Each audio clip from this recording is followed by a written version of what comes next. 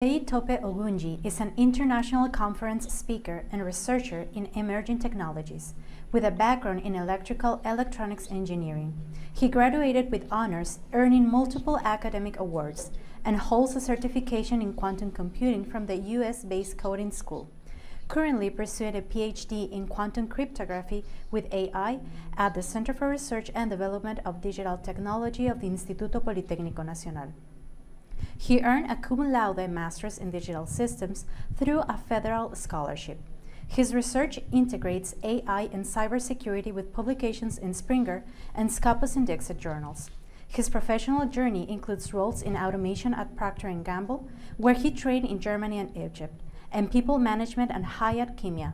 He also founded an AI education nonprofit and a logistics company, combining corporate and academic experience to drive innovation. I hand over the word to Citedi-IPN. Thank you. Thank you everyone for being here. As you can see, the topic I'm presenting on is quantum cryptography, and basically it's about QKD, which is a quantum key distribution.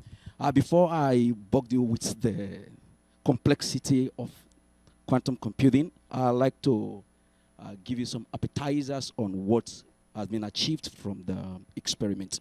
As you can see, that the experiment was actually a simulated one, and it was a rigorous one because we had 480 trials using 4 different conditions.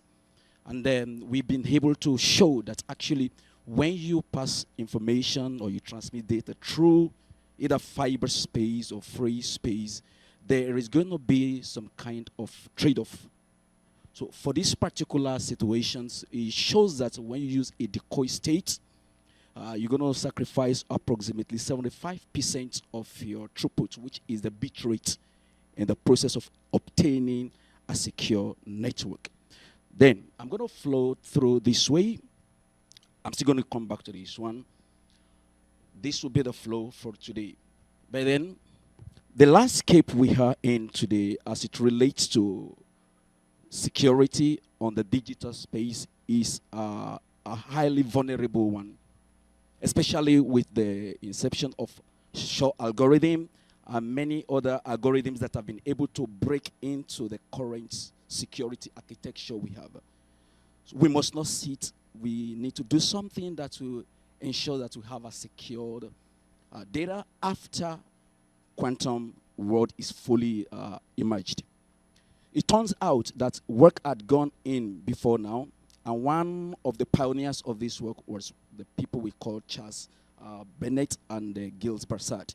They came up with a protocol in 1984 that was able to we were able to get a transmission of key protocol that ensures secured communication.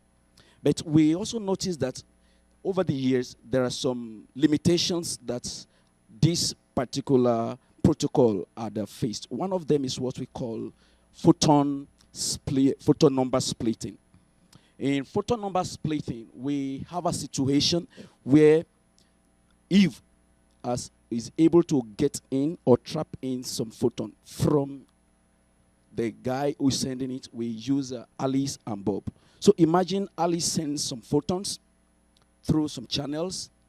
So photon number splitting attacks shows that it's actually possible for Eve to extract some of the photons. And this is the reason. It's been observed that when photons are generated, you use weak pulses. So, and in creating weak pulses, because of the low intensity, there is actually a mathematical backup that shows that you could actually generate 2 photons at the same time. So imagine 2 photons are sent in to Bob, and Eve at the middle can intercept the photons, and by intercepting it, she could actually get some information embedded in the photons she had got. This is actually different from no cloning theorem. So in this situation, it's just that it's possible, and I think the probability of generating 2 photons is around 10%. So it's a possibility. So how do we prevent this? That is why we bring in what is known as decoy system. So in decoy system, what Eve does particularly is to ensure that after what we call the signal pulse. When the signal pulse is sent, she also decoy by sending some pulses along. We call it decoy pulses. And sometimes she also sent in some empty pulses. We call it vacuum pulses. So in this work, 3 were actually simulated. The intensity using 70% probability, then the decoy system using 20% probability, and the vacuum system using 10% probability.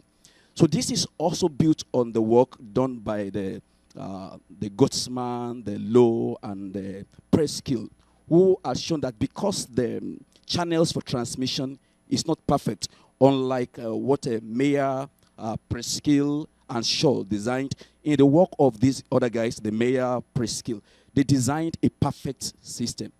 But Gottsman, Preskill, and the Low, they designed another system incorporating the inherent flaw in the devices for transmission. So it is on that ground I built my work, that we build this work on. And then we are able to come up with these questions that how do decoy state, how does it affect key rate? That's the first question. Then the next question would be what is the fiber free space performance ratio?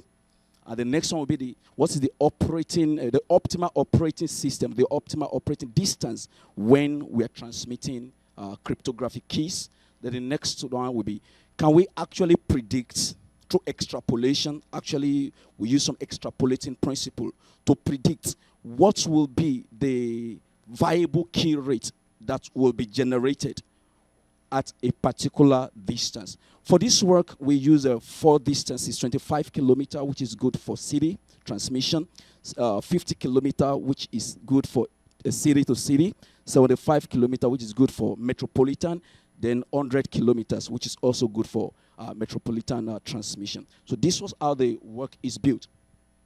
Now, the protocol that we use as the bedrock is BB84, and I've told you all about this one.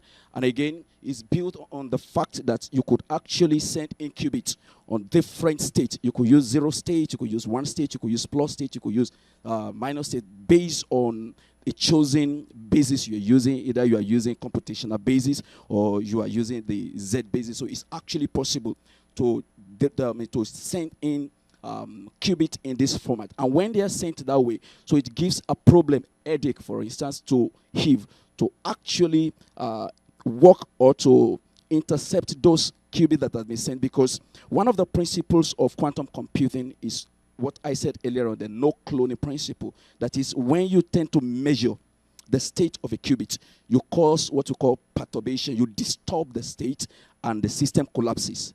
So that is what will be built into the system to ensure that whatever Eve does, you actually know what she had done on the work or on the entire transmission line. Okay. This work actually takes advantage of quantum's strength. That is, we know that in quantum world, we're actually using nature to do whatever we do, because nature, as we know, Feyenoord has said that over and over, that nature is behind quantum. So whatever you use with quantum, you actually use the power of nature, unlike RSA, AES, or the elliptic curve cryptography that actually use mathematical hardness. Some use the logarithmic hardness, some use the prime factor hardness, the RSA. So these are actually breakable because they are built on just computational hardness. But with this quantum infrastructure that are built, you're actually using nature. And we know that the way nature behaves is very difficult to break. So that's why this system is actually very, very sustainable. So I'm going to be talking now on the way the experiment was designed. It was actually designed, I'm going to just go about the 4 ways in which it was designed. And I'm going to talk about, first of all, the system architecture. The entire architecture is designed this way. So we come from the photon source, then going to optical channel and the detector system, branch into the QKD protocol joined by the noise model that is simulated through the Qiskit AER noise model and the noise model class. Then eventually we check the security module. Then there is one thing very good about this experiment is what we call the decoupling system. In this decoupling, we decouple the noise or the error that are associated because of channel. That is the quantum channel. Is decoupled from the errors that are generated as a result of the environmental disturbances. So these are actually separated. So we have some part of error that is calculated based on the quantum channels itself. And because we're transmitting through space, free space, we know according to Beer-Lambert law, there are some situations that will cause disturbances and there will be losses of transmission by probability at a kilometer up to like 100 kilometer, there is 90% chances that you will lose all whatever you are sending by Beer-Lambert's law. So we also factor that in. So that's why the system is decoupled to first of all treat the errors that are generated from quantum channels and also to treat the errors that are generated from the environment. And this will give us a very good leverage to really know how the system performs. So the second architecture is going to be on the channel model. So here we use fiber and also we also simulated on free space, and also the channel model and again the free space. The experiment was designed around this way. That's the third design. The distance, we use 4 different distances as I earlier discussed, the 25 kilometer to 100 kilometer. Then the implementation, 2 implementations as fiber and free space. Then the decoy state, we have 2, is the on or off. The conditions, based on this 4 times 2 times 2, this is 16. And the trial condition using the limit theorem, the limit theorem principle, that when you have a trial of 30, actually you have enough completeness to actually make statistical conclusions. So 30 was used as a trial condition, and overall 480 trials were done, and this was saved in a CSV file. Again, the configurations are these. Then the statistical framework also was built on power analysis. So this one was used for prediction. Then the 2 sample t-test, the effect size using Cohen's-d effect to know how actually is the significance of the differences between the design. Then the model fitting. So for the transmission, the fiber transmission, and also the free space transmission, it actually works by exponential law because the losses are not linear. The losses are due to some percentage losses. So it is factored on exponential decay. Okay, the results. So what were the results that were obtained from these simulated experiments?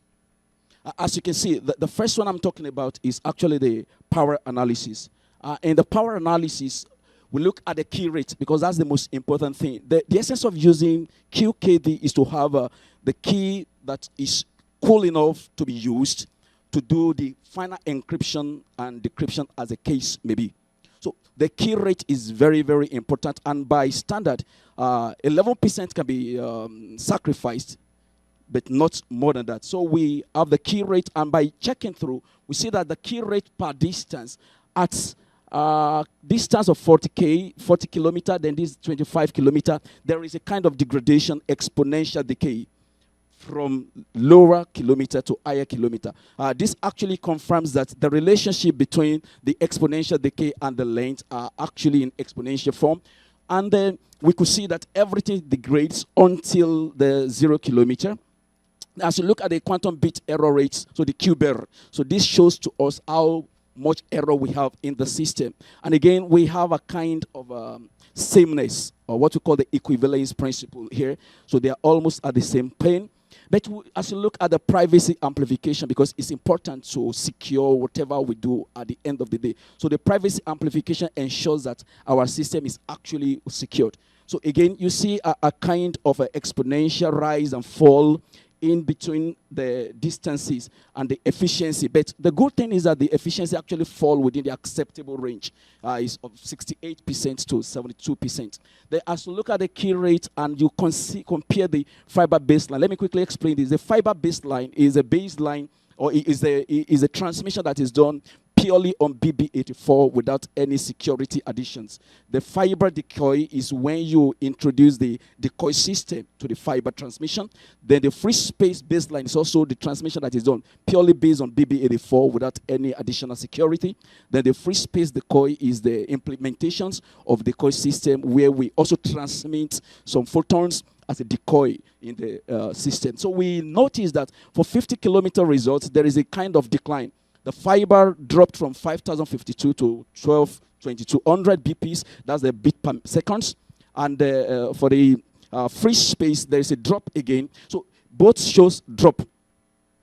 Then the next statistical validation result is I use what we call the pairwise statistical significance, the power analysis, the Shapiro-Wilk, to check the homogeneity of this result to ensure that actually we could perform ANOVA test on this. And this shows that actually is a good deal to do ANOVA on. And based on that, the ANOVA check was done. And for the ANOVA check, the p-value actually shows that it's less than 0.001, which means that any result achieved here is not based on chance, it's not based on pure luck, is actually something that is reproducible. Then the measurement stability, when we check the measurement stability, again, you will see it seems that it's erratic. But again, it falls within the baseline of 10 to 20%. So most of the measurements shows a kind of stability because they fall in here. So the main point from this statistical validation is that the result is actually highly significant because of the p-value, which is less than 0.001, which means that at all point in time, just 0.1% is what you could actually see to make a conclusion that whatever difference you have is actually tenable because the difference is actually less than 0.1%. Then it's very practically meaningful because the Cohen-D effect is actually greater than 10. So it confirms that it's not a noisy experiment, but it's actually a real one. Then the SAND method, the statistical power that is used also confirms that the variances are actually confirmed. Then for the implementation comparison, we have the performance equivalence. The fiber and free space are actually practically equivalent because the difference between them is still within the plus or minus 10% of each other between 50 kilometer and 100 kilometer, except at 75 kilometer. There was a sharp difference at 75 kilometers, you can see here. But apart from that, you see that others, they fall in between the 90% to 110 and 110%. That is the plus or minus 10% equivalence. Then this could be further explored to know why this spike happened here. Then for the security protocol cost, you will notice that the fiber and the fiber and the free space baseline, they actually have a lot of key rates that are fine.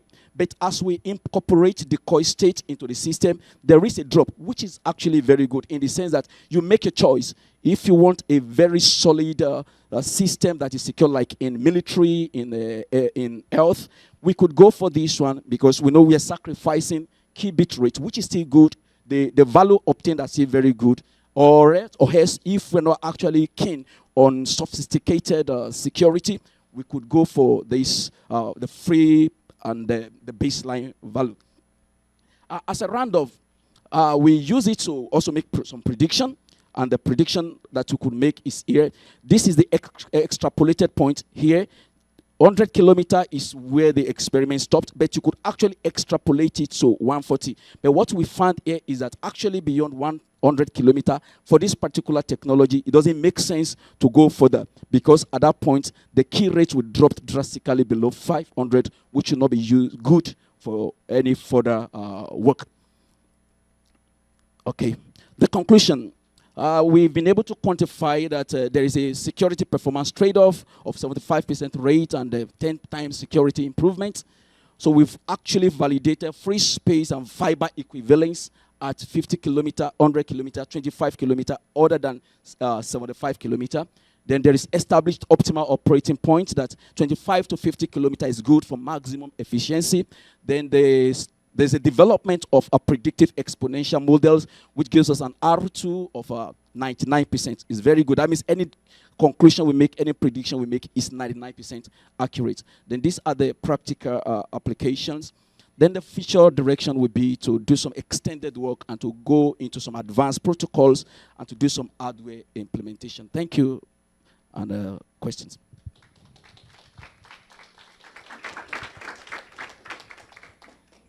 Thank you, Seiju, for your presentation. We have time for one question.